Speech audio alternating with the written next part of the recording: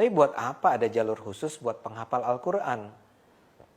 Keberatan saya ada beberapa. Satu, kebijakan ini jadinya diskriminatif. Yang bisa mengakses beasiswa semacam itu kan cuma mahasiswa muslim. Nggak adil dong. Kedua, gunanya juga apa ya? Begini, mereka yang hafal Al-Quran belum tentu pintar secara akademis. Mereka yang hafal Al-Quran belum tentu paham isinya. Mereka yang hafal Al-Quran juga belum tentu keren akhlaknya. Menghafal itu kan kegiatan mekanis saja.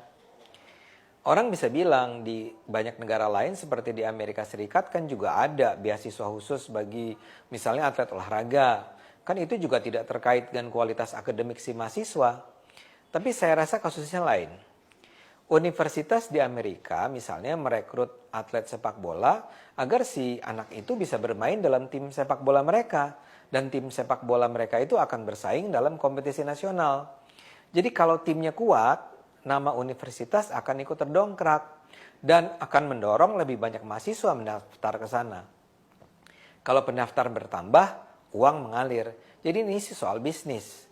Ini sebenarnya lebih ke soal promosi universitas. Ini kan beda dengan Indonesia. Di Indonesia perguruan tinggi negeri tidak perlu capek-capek berusaha merekrut mahasiswa. Yang terjadi sebaliknya, para lulusan SMA mengantri agar bisa diterima masuk ke perguruan tinggi negeri. Jadi maksud saya nggak logis lah kalau perguruan tinggi negeri mengistimewakan para penghafal Al-Quran. Apalagi di era sekarang ini, kebutuhan akan hafiz ini sebetulnya sudah tidak terlalu besar. Hafiz lahir dulu di zaman Nabi Muhammad karena budaya tulis baca belum tumbuh. Nabi Muhammad sendiri kan buta huruf.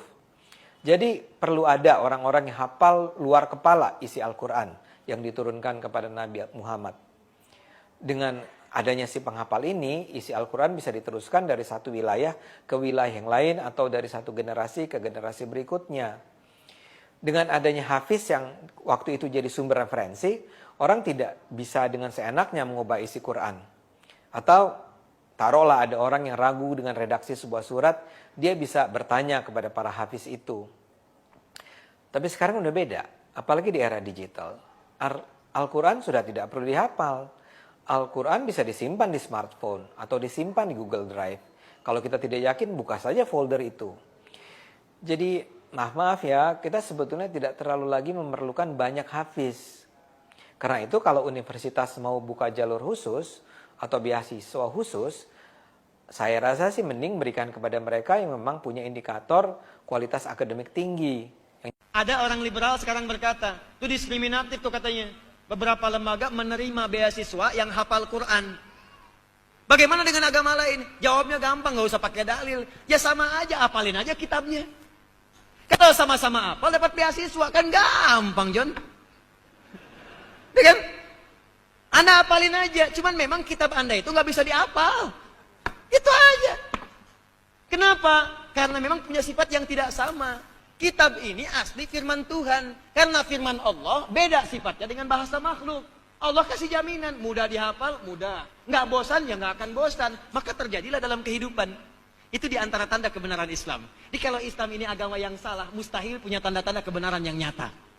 Karena itu dibuka dengan kalimat tilka ayatul kitabil mubin. Kebenaran Al-Quran sifatnya nyata. Seperti persis melihat matahari, sinar dan keadaan yang dirasakan.